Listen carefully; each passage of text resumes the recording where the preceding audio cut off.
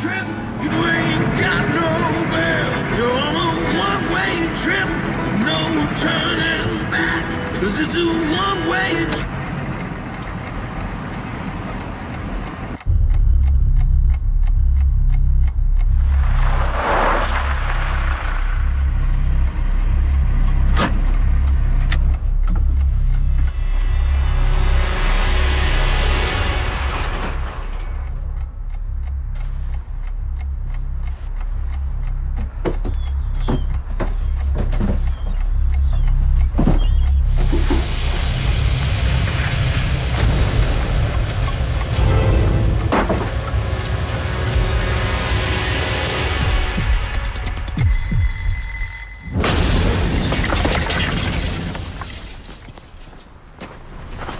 Tu es prêt pour le spécial explosion? Tu peux me donner un instant? Ah, petite nature.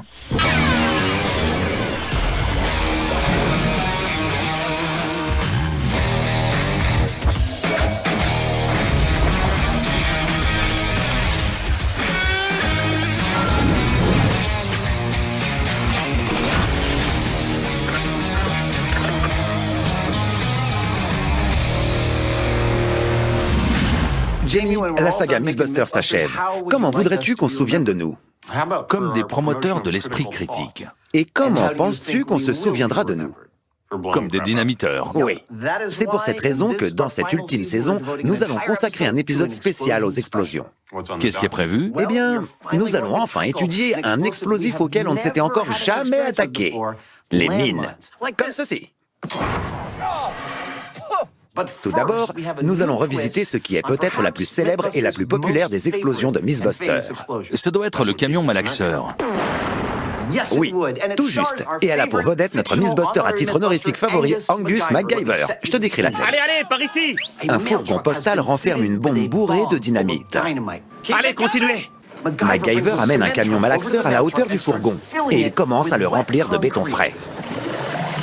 Alors que la bombe est à peine noyée, elle explose. Il semble que le ciment ait empêché à la bombe de causer de gros dégâts. Ça a marché. Honnêtement, je ne sais pas ce qui se passerait en réalité. C'est donc pour nous le mythe parfait à vérifier. 3, Dans le domaine des comptes à rebours, 2, les MythBusters 1... ont 14 ans d'expérience explosive. ciao! Et pour conclure leur ultime saison en beauté, ils ajoutent une touche de MacGyver à un des mythes les plus populaires. Il est là ton problème. Pour mettre sa théorie à l'épreuve, l'équipe des MythBusters se déplace sur un site de choix. Si vous voulez faire exploser quelque chose qui nécessite un peu plus que quelques kilos d'explosifs, vos voisins risquent de faire la tête. C'est pourquoi on est venu ici, sur un de nos sites préférés pour faire exploser des objets de grande taille, Ione, en Californie. Ça me paraît bien. Notre projet aujourd'hui est très clair. Nous allons faire exploser 2 fourgons postaux. Pourquoi 2? L'un d'entre eux sera bien sûr rempli de béton frais, mais la première explosion se fera dans un fourgon vide. Ouais! Les services postaux MythBusters, l'oiseau squelettique avec de la dynamite dans les serres. Pourquoi va-t-on faire exploser un fourgon vide? C'est parce qu'on ne peut pas savoir si les actions de MacGyver auraient eu le moindre impact sur l'explosion sans un élément de comparaison. C'est notre outil de contrôle. Pour poser le décor, on installe la voiture de police derrière laquelle se cache MacGyver. Mais la clé de ce mythe repose sur la charge d'explosifs placée dans les fourgons postaux. En regardant l'extrait d'épisode, on a évalué qu'il y avait environ 38 kilos de dynamite. Ce que j'ai là avec moi a sans doute l'air un peu plus festif, mais voilà à quoi ressemble réellement 38 kilos de dynamite.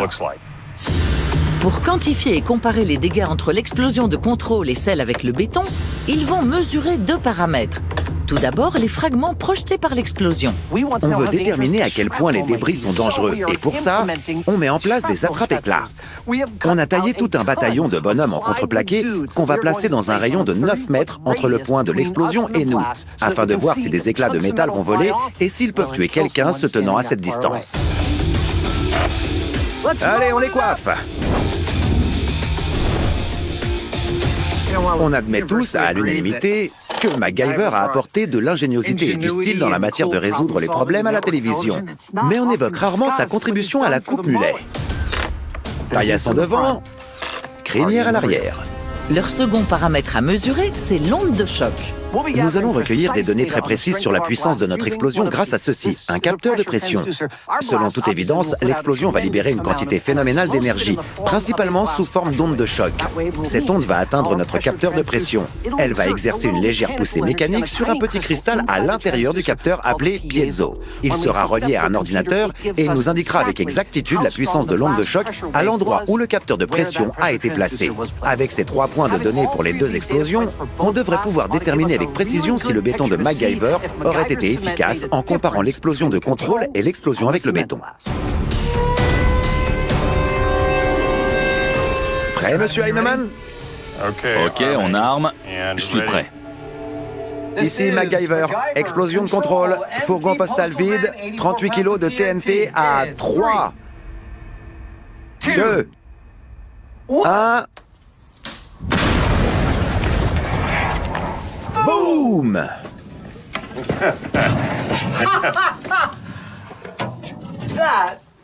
Je crois qu'il y a encore des trucs qui volent. Ouais. Personne ne sort pour l'instant. Non. Ce qui monte finit toujours par redescendre. C'est peut-être l'un des plus gros bruits sourds qu'on ait ressenti depuis longtemps. Ouais.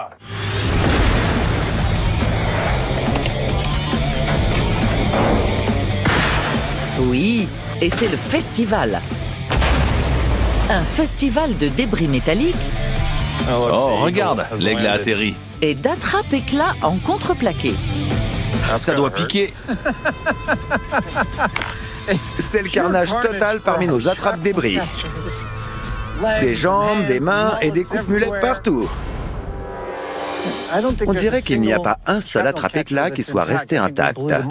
Je crois qu'on les a tous explosés. Ils sont réduits en 1000 morceaux, littéralement. T'avais prédit que le moteur resterait en place? Oui, j'avais dit que le châssis et le moteur ne bougeraient pas et que tout le reste serait soufflé. On dirait que j'avais vu juste. C'est ce qui s'est passé. Bien joué. Bon travail. Aussi impressionnant que soient les dégâts, tout ce qui a volé dans l'explosion était ni plus ni moins que de la tôle. Cette tôle s'est transformée en une pluie d'éclats et elle s'est éparpillée sur une centaine de mètres dans tous les sens. Ce qu'il reste du fourgon, c'est la structure. Des éléments comme le châssis, le moteur, les parties qui se trouvaient sous la charge d'explosifs. Ils sont toujours là, plus ou moins, même s'ils ne sont plus vraiment en état de marche. L'explosion a été incroyablement plus puissante que prévu. À 9 mètres, les dégâts causés par les éclats sont clairement catastrophiques. Mais qu'en disent les capteurs de pression? Oups. On dirait que les 3 capteurs qu'on avait placés sont totalement HS. Même à une distance de 76 mètres, les fils des capteurs de pression ont été sectionnés et ils n'ont pu recueillir aucune donnée de contrôle. L'étape suivante va donc requérir une bonne dose de réflexion. Pour l'heure, place à la seconde expérience, où le duo va tâter le terrain en territoire hostile. Donc, les mines terrestres. Oui. D'après le mythe, si on veut traverser un champ de mine en toute sécurité, et j'imagine que c'est préférable, le meilleur moyen de locomotion, c'est l'aéroglisseur. C'est sans doute parce que l'aéroglisseur ne les déclenche pas. C'est le mythe. C'est ce qu'on devrait vérifier. Je crois que je n'ai encore jamais piloté d'aéroglisseur. Encore moins sur un champ de mine. Un bâton de dynamite. C'est une expérience inédite. Au fil des années, l'équipe des Mythbusters a mené des essais sur toutes les catégories d'explosifs. Sauf une, les mines terrestres. Tout d'abord, penchons-nous sur l'autre élément principal de cette expérience, l'embarcation de pointe. Un aéroglisseur est soi-disant le véhicule parfait pour traverser un champ de mine en toute sécurité, car il répartit son poids de manière égale sur un coussin d'air. Pour découvrir ce qu'il en est, nos pilotes débutants ont besoin de leçons. On a la direction à gauche, à droite, et on a l'accélérateur qui fournit à la fois la portance et la propulsion.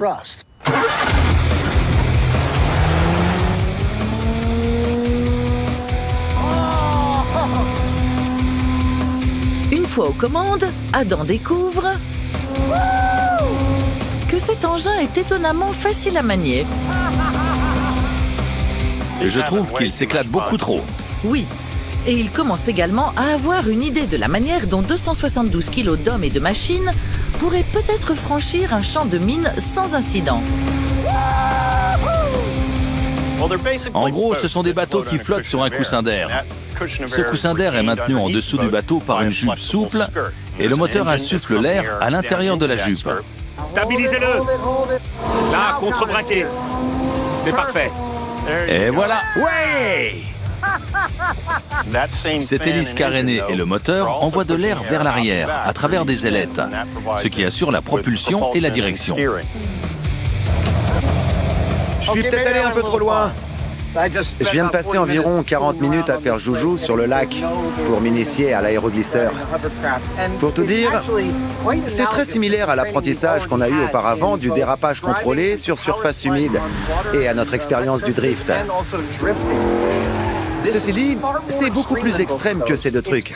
C'est un peu comme si on pilotait un palais de hockey à air. Parce que c'en est un. C'est une meilleure expérience que quand j'ai piloté un aéroglisseur. Mais celui-là, c'était il y a longtemps. J'en avais eu pour 75 $ pièce. On y est presque, on y est presque, on assure. Ça ne s'était pas très bien passé. On va dire ça et on oublie, d'accord?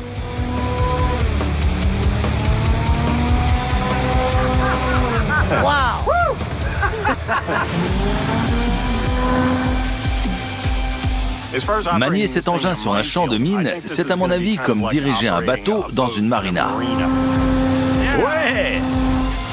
Je pense que c'est faisable, mais il faut tout anticiper, c'est le truc. C'est génial! Ça, mes amis, c'est le son de Jamie Heineman qui s'éclate. Je sais pas pour toi, mais je me sens prêt pour un champ de mine avec ça. Passons au champ de mine alors. Ouais, allons-y. À suivre dans Mythbuster, cette saison explosive, Boum! C'est qu'une égratignure. cette ultime saison spectaculaire Je suis en train de bosser, mon vieux. nous fait remonter le temps Salut, bienvenue en 1987. et éprouver les limites de l'équipe C'est bon, j'y suis. côté ingéniosité acrobatique. Oh, c'est...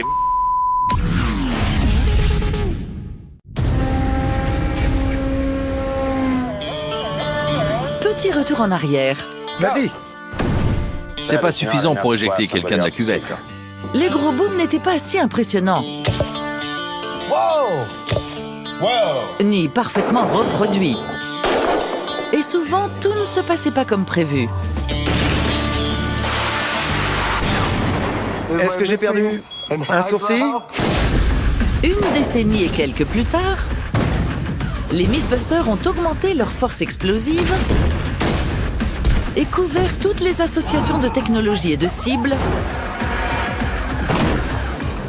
sauf une. Les mines terrestres Ouais! et le mythe selon lequel on peut traverser un champ de mines en aéroglisseur. Le fait de tester l'une des armes les plus mortelles est une tâche plutôt délicate. Les tubes du mécanisme, Nous avons manifestement besoin de mines pour mener notre essai. Et avec tout ce matériel, je vais fabriquer un lot de mines artificielles. Elles ne vont pas exploser. Ce n'est qu'une fonction de la mine. L'autre fonction consiste à capter une certaine quantité de pression afin de lui ordonner de se déclencher. Une mine est en réalité une sorte de balance qui dit « explose » quand une personne de 68 kg marche dessus. Regardez. Ou encore un engin de 315 kg. Et l'âme de nos fausses mines, ce sera ce petit bouton métallique. Il s'agit en réalité du capteur de pression qui permettra à mes mines factices de reproduire exactement les mêmes actions que les vraies. Sauf bien sûr pour ce qui est de la partie explosive. Tandis que Adam fabrique la gaine pour abriter le déclencheur à pression programmable, Jamie remplace le C4 par un mortier à air comprimé et conçu pour produire des effets spéciaux d'explosion sans danger.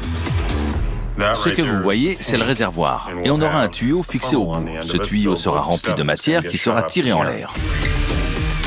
C'est un procédé assez simple. On marche sur la mine et elle saute. Boum. Très bien. Une fois le mortier de Jamie chargé de faux gravats, tout est prêt pour la démonstration.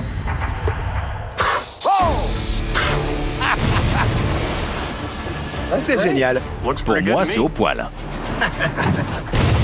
Ce sont des effets spéciaux d'explosion. Dans l'atelier, Adam a préparé un prototype du bloc de pression pour la démonstration. Alors, ce que vous voyez là, c'est la fonction de notre mine. On a le corps, ce qui est l'enveloppe. On a notre tige de pression que j'actionne ici. En bas, c'est le petit capteur de pression vissé au fond de notre bouchon en ABS. Et ça va marcher comme une vraie. Pendant que l'équipe produit en masse 20 répliques fidèles de mines programmables, revenons au mythe de MacGyver. Adam et Jamie veulent savoir si cette solution de béton est scientifiquement avérée sur le plan cinématique ou si c'est simplement de la pure fiction. 3, 2, 1... Boum!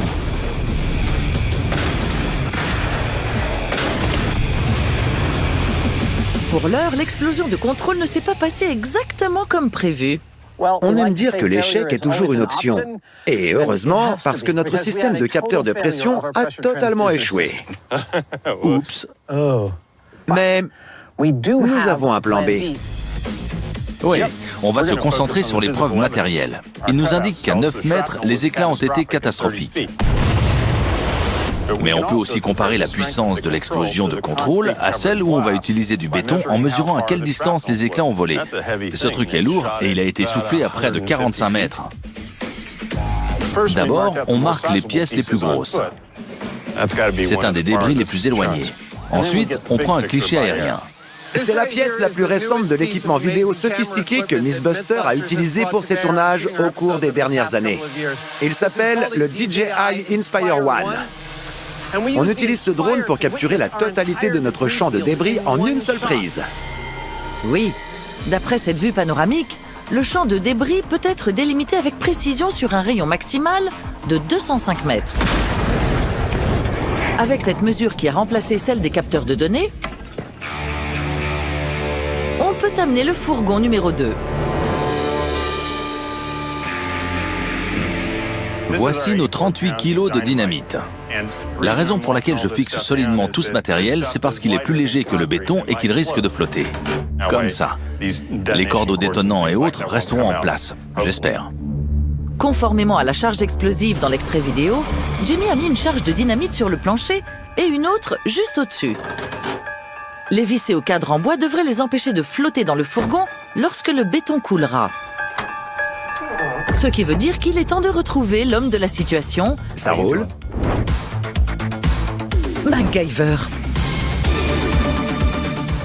J'aime cette coupe. Je devrais l'adopter. Notre héros à la coupe mulet passe à l'action. Ouais, c'est parfait ici. Comme dans l'extrait, il dirige le camion toupie pour déverser 6 mètres cubes, soit 14 500 kilos de béton frais. Ça sort! On dirait une vache qui bouse.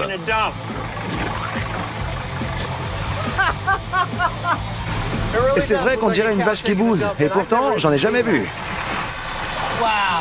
Il faudra 30 minutes pour tout déverser. Mais il y a un problème. On arrête! Pourquoi?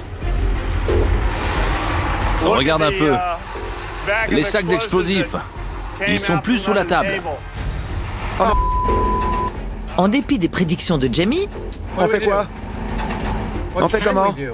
quelques 18 kilos de dynamite prêts à exploser se sont dangereusement détachés.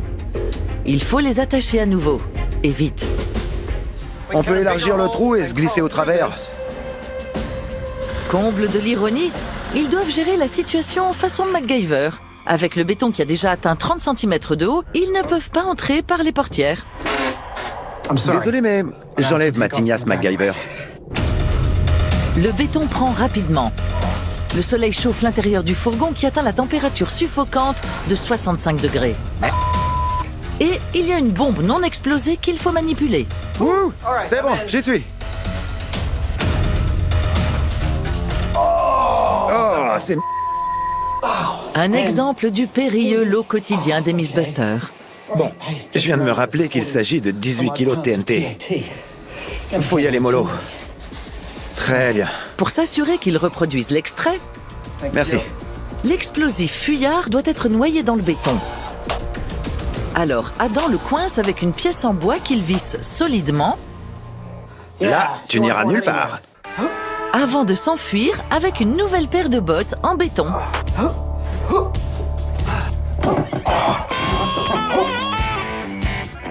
Ouais.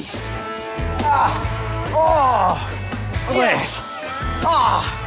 Beau boulot, Houdini. Merci. Comment sortir la tête en bas d'un conteneur rempli de béton et d'explosifs? Désormais, Dégagez la zone, envoyez la pompe. MacGyver est de retour pour sauver la situation.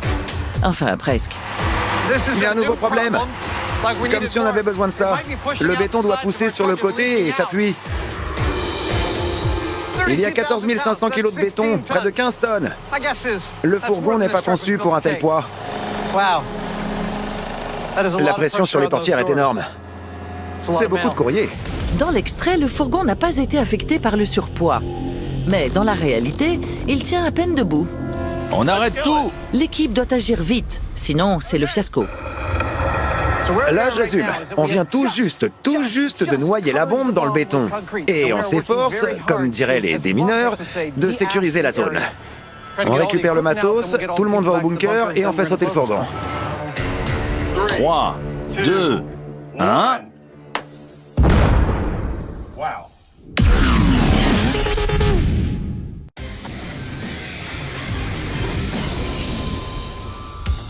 Salut, bienvenue en 1987. Voilà le problème. MacGyver doit neutraliser une bombe de 38 kilos. Allez, reculez! Il convainc le chauffeur d'un camion toupie de reculer jusqu'au fourgon et il le remplit de béton.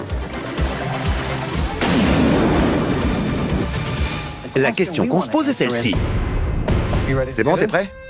Son béton aurait-il eu un effet en réalité? T'es prêt? Ouais, je suis prêt. Dans l'extrait, c'est comme s'il ne s'était quasiment rien passé. Ok. Explosion du béton frais dans 3, Il y a eu un boom, le camion a tressauté, il y a eu quelques flammes et c'est tout. 2, Pour nous, ce serait les surélever. 1.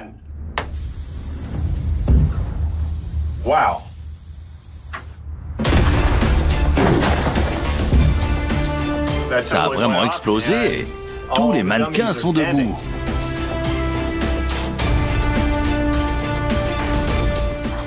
Ça a marché. Attendez. Génial, on a réussi. C'est clair. Le résultat est tout à fait surprenant. Comme dans l'extrait, l'explosion a presque entièrement été étouffée. C'est hallucinant. Je suis carrément bluffé. Soyons honnêtes, on a vu des trucs très débiles dans MacGyver. Mais celui-là est assez impressionnant pour tout dire, parce que, regardez, ça ressemble exactement à ce qu'on a vu dans l'extrait. Une grande partie de la déflagration a été contenue par la masse de béton. Elle l'a absorbé. C'est notre champ de débris. C'est assez hallucinant. C'est une technique très efficace, je l'aurais jamais cru. Après avoir examiné les badauds, les bonnes nouvelles ne cessent d'affluer. Je suis avec notre attrape-éclat et vous remarquerez qu'il y a une énorme différence entre cette explosion et la précédente. Ouais. Chacun d'entre eux tient encore debout. C'était vraiment incroyable. C'est peut-être le résultat le plus surprenant qu'on ait eu depuis longtemps. Mais Oh, c'est pas vrai. Il y a plusieurs bâtons de TNT qui n'ont pas explosé, juste là. annulez le gâteau et mettez la fête imminente en stand-by. Une inspection approfondie révèle que la déflagration atténuée était due à un raté, pas à MacGyver.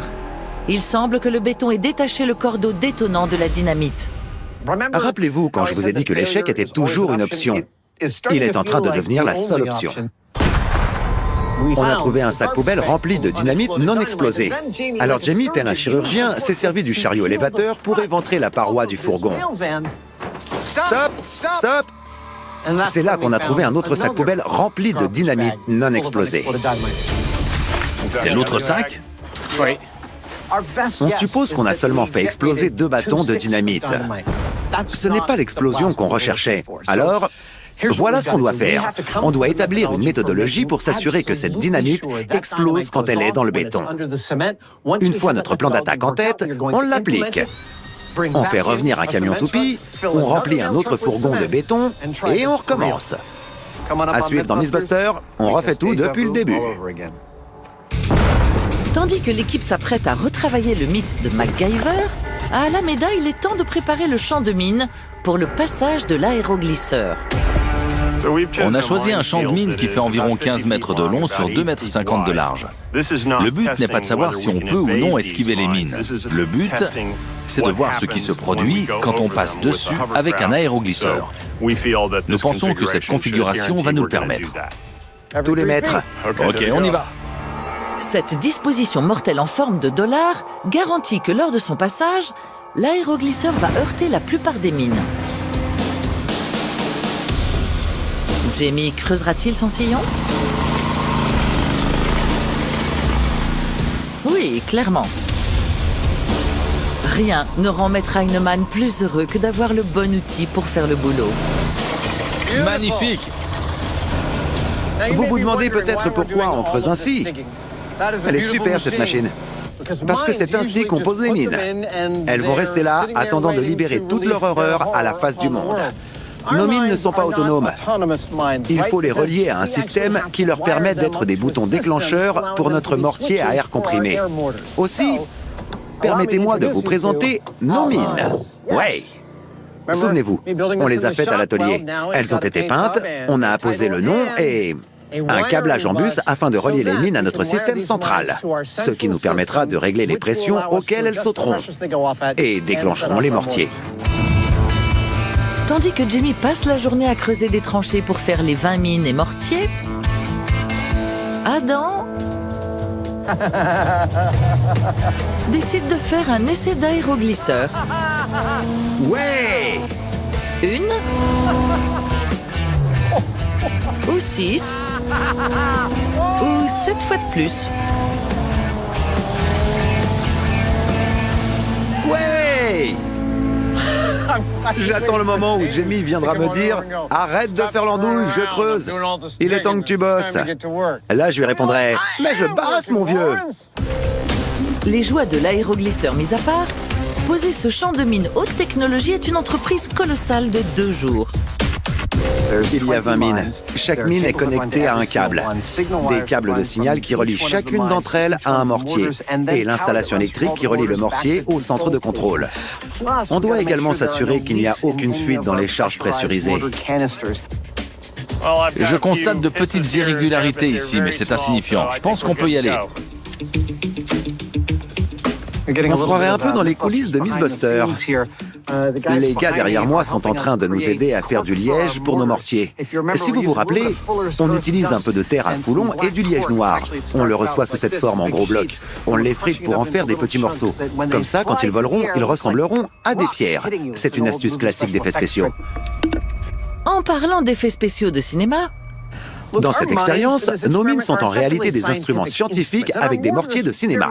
Leur apparence est plus réaliste que le bruit qu'elles font, mais on peut y remédier. Notre monteur son peut matériellement ajouter un beau bruit d'explosion aux mines à chaque fois qu'elles explosent, comme ceci. Ça en jette, non?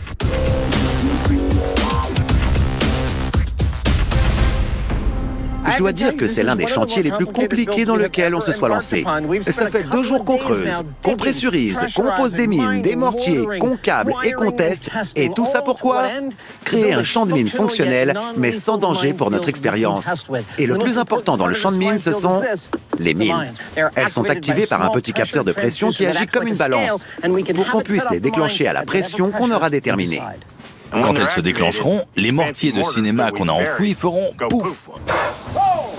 Au centre de cette opération, ce qui réunit nos mines et nos mortiers et qui les rend opérationnels, c'est environ 800 mètres de câbles catégorie 5, qui se terminent ici dans un amas pêle-mêle. D'après notre expert en électronique et mesure, notre Miss Buster à titre honorifique David Harding, ils nous permettront de régler nos mines pour qu'elles explosent à une pression spécifique qu'on aura choisie. pour voir si leur installation complexe fonctionne, ils décident tout d'abord de la tester à pied. Place aux condamnés à mort désignés d'office. Bon, je pourrais juste y aller et marcher sur une mine, mais ça ne serait pas drôle. Je vais traverser ce champ les yeux bandés et je serai aiguillé dans ma marche de la mort par Monsieur Heinemann. Ne t'inquiète pas, je vais te guider.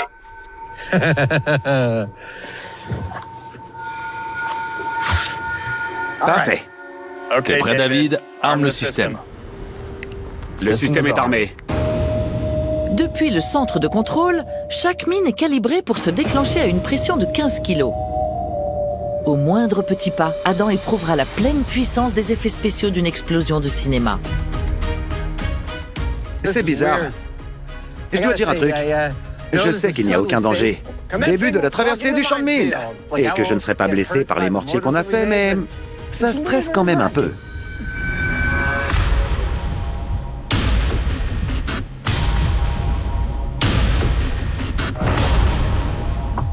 Va légèrement sur ta droite.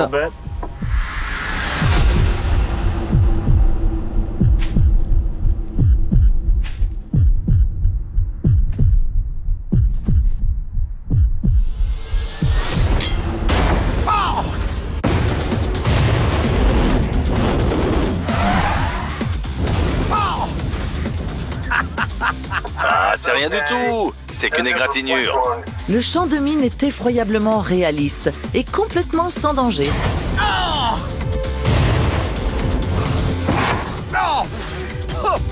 Et une jambe en moins. T'inquiète, il te reste l'autre. Alors que Adam se remet de sa fausse mort atroce, ils peuvent rééquiper le champ pour le véhicule. Je peux mourir maintenant? Ah, petite nature. Je crois que je suis mort.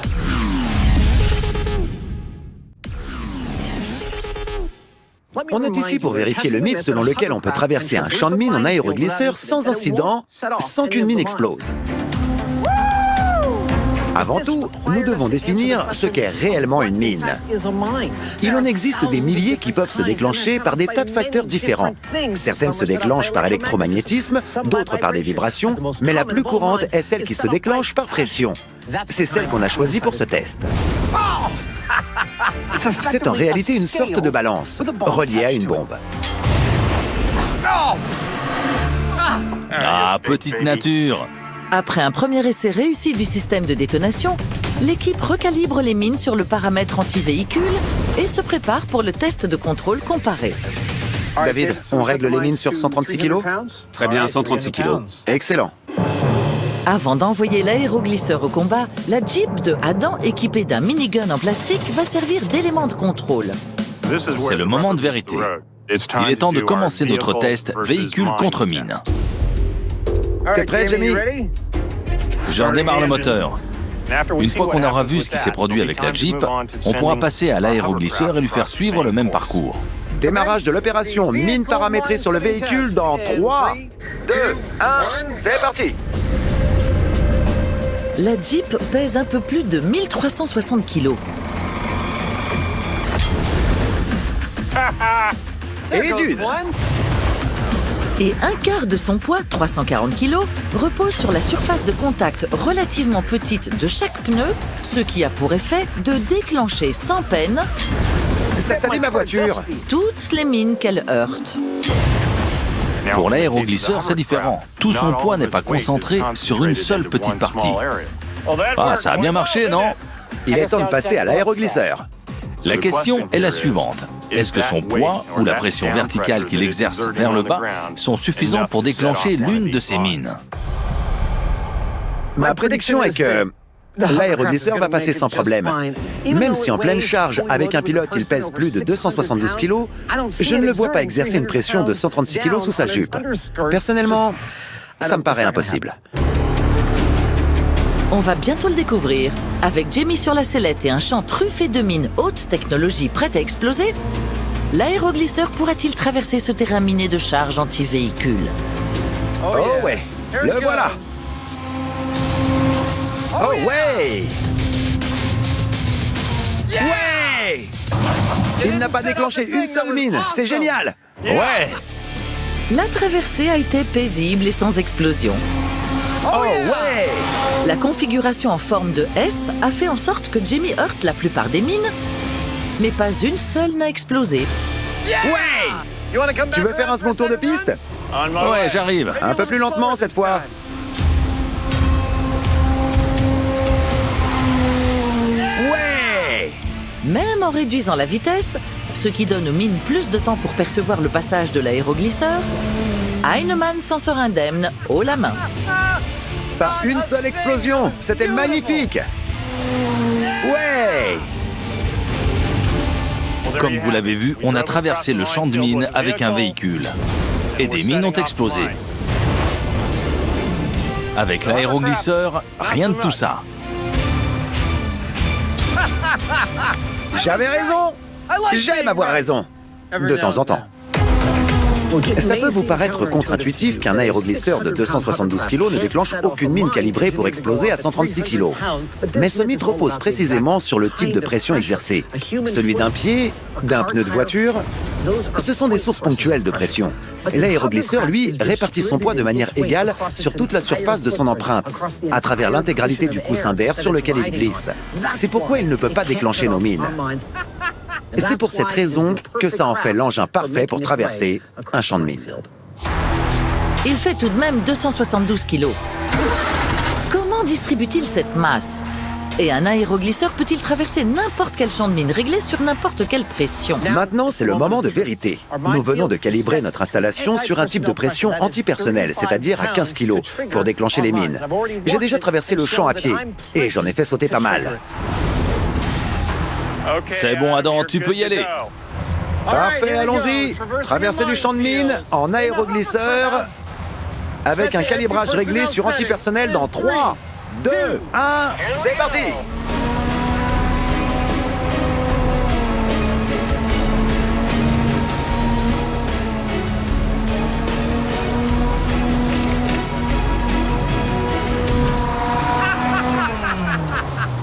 Même chose, aucune mine n'a pété. Ouais! C'est vraiment génial! Les mines réglées pour exploser au moindre pas sont une fois de plus restées inactives.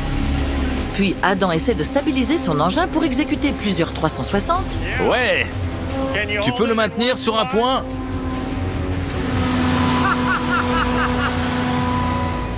Mais l'aéroglisseur et son coussin d'air défient la mort tapis sous terre.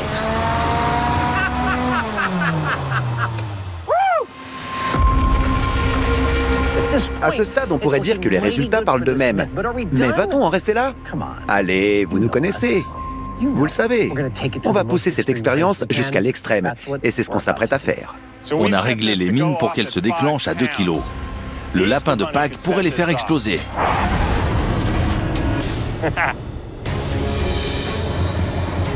Ok, c'est parti. C'est l'essai final pour vérifier ce mythe. Maître Heinemann et l'aéroglisseur sont 120 fois plus lourds que le seuil de déclenchement de chaque mine. Une fois de plus, ils traversent le champ indemne, en flottant sereinement. Ouais!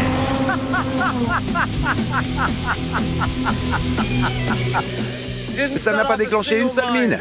C'est magnifique, j'adore. Comment ça marche? La réponse est dans les chiffres. Si on divise le poids de l'aéroglisseur par la surface de contact, on obtient environ 4,5 grammes par centimètre carré de pression verticale. La pression par centimètre carré est donc relativement faible. Eh bien, parmi tous les mythes qu'on a testés, je dois dire que celui-ci est l'un des plus faciles à qualifier. Oui, il est confirmé. Il est amplement confirmé. L'aéroglisseur est le véhicule de choix absolu pour traverser un champ de mine. Il n'y a pas photo. Il faut que je me procure un de ces engins. Quoi? Désolé, je t'entends pas. Je disais que... Mais... Comment je fais pour sortir de ce champ de mine?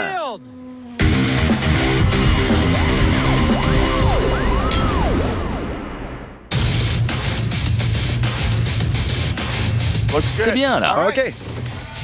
C'est la dernière action de ce fourgon. Si vous nous rejoignez à l'instant, on a fait un bid sur toute la ligne. Plusieurs bâtons de TNT n'ont pas explosé. On a vécu quelques aventures dignes de MacGyver dans l'histoire. Ouais! Voici le fourgon postal. À l'intérieur, il y a 38 kilos de dynamite. Dans quelques instants, on va voir si on a l'étoffe de MacGyver. Tout d'abord, ils doivent s'assurer que cette fois-ci, tout se déroulera sans le moindre accroc. La dernière fois, on avait placé des paquets de dynamite sous la table. Et ça n'a pas été très efficace. On suppose qu'on a seulement fait exploser 2 bâtons de dynamite. Cette fois-ci, je vais placer notre dynamite dans une caisse en contreplaqué de 2,5 cm d'épaisseur. Elle sera bien clouée et ancrée. Ça va marcher cette fois. Ça va exploser. Mais le béton va-t-il étouffer la déflagration? Il faut penser à un certain nombre de facteurs. C'est notre paquet? C'est votre paquet. Le premier, c'est que le béton est lourd et qu'il va absorber une bonne partie de la déflagration. 38 kilos de dynamite, 84 kilos de vrai mal. D'autre part, il y a un phénomène appelé le coup de bélier. Pousse, c'est bon. C'est ce qui se produit quand on ferme un robinet trop vite. Ça peut provoquer un choc hydraulique à la tuyauterie et l'endommager. Ça, c'est du beau boulot. Le béton peut provoquer un effet similaire au coup de bélier sur l'extérieur du fourgon. Et il peut réellement le fracturer. Et voilà! Y a-t-il plus de risques que ça se produise que lors de l'expérience où il n'y avait pas de ciment dans le fourgon? C'est ce qu'on va bientôt découvrir. C'est bon. On finit et on se tire. D'accord. C'est l'une des installations les plus éprouvantes de toute l'histoire de Mythbusters. Très bien. T'es prêt? Je suis prêt, je vais l'armer. Mais ils sont enfin sur le point de découvrir si le réflexe de MacGyver d'utiliser du béton aurait pu empêcher le pire. Ici MacGyver. Fourgon postal rempli de béton avec 38 kilos de dynamite. Dans 3, 2, 1, go!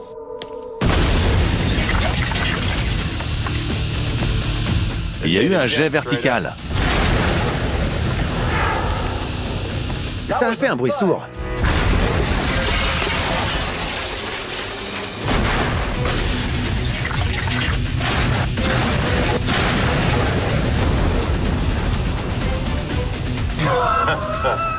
Le fourgon a été soufflé. Le fourgon a entièrement été détruit. Tiens, voilà ton problème. Mais les preuves sont éloquentes. Le béton a altéré les caractéristiques et l'intensité de l'explosion. C'est très intéressant, Jamie. Lors de la première explosion, il y a eu une onde de choc. Elle a arraché toutes les jambes de nos attrape-éclats. Là, quand je regarde ceux qui se trouvent aux alentours, ils sont quasiment intacts.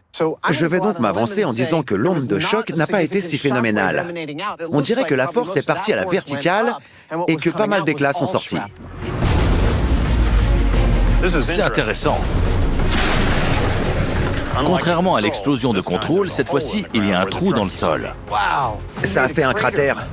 Et le champ de débris est limité à 76 mètres. Il n'est pas aussi étendu. Sa taille fait moins de la moitié de celle du contrôle. C'est logique quand on y réfléchit. Une grande partie du béton entourait les explosifs, ce qui signifie que l'énergie a été libérée verticalement et non latéralement en direction des mannequins. Oui, mais même si les badauds en contreplaqué n'ont pas été déchiquetés, ils ont été criblés. Soyons réalistes, le béton a peut-être altéré la direction de l'onde de pression, mais il n'a pas empêché le pire. Les attrape-éclats sont criblés de trous. Les agrégats du béton, les cailloux arrachés, se sont transformés en une pluie mortelle de fragments. Et le fourgon n'a en aucun cas survécu comme dans l'extrait. J'ai trouvé la portière arrière. Ce mythe-là est facile à qualifier. Bon, Monsieur Heinemann, c'est l'heure du verdict. Est-ce que la technique en béton de MacGyver a altéré l'explosion? Oui, en effet. Est-ce qu'elle a protégé les gens aux alentours? Pas du tout. Non. Est-ce qu'elle correspond à ce qu'on a vu dans l'extrait? Non. Non. Je crois que le verdict est assez clair. C'est bidon. Totalement bidon.